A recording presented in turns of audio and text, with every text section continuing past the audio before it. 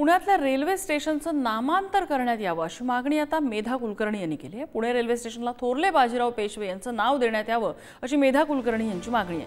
भाजपच्या राज्यसभेच्या खासदार असलेल्या मेधा कुलकर्णी यांनी आजच्या बैठकीमध्ये ही मागणी केली आहे। मेधा कुलकर्णी यांचं केंद्र सरकारशी त्या संदर्भात पत्रव्यवहार झाल्याचं कळत आहे। दरम्यान पुणे रेल्वे स्टेशनला महात्मा फुलेंचं नाव द्यावं अशी मागणी या आधीच होती असं संभाजी ब्रिगेडचे संतोष शिंदे म्हणतात।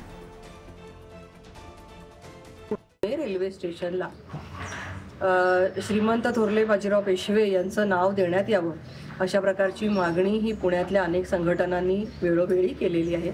मी सुद्धा आज त्याचा पुनरुच्चार आजच्या मीटिंगमध्ये केला।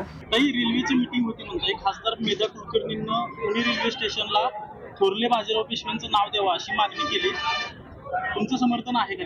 मला नाही माहिती, मी तुमच्याचकडून ऐकते। मी मीटिंग मध्ये होते तेव्हा काही मागणी केली नव्हती। पुरोगामी चळवळीतील विज्ञानवादी चळवळीतील तमाम जनतेची इच्छा आहे की पुणे रेल्वे स्टेशनला क्रांतीसूर्य महात्मा ज्योतिराव फुले यांचं नाव दिलं गेलं पाहिजे।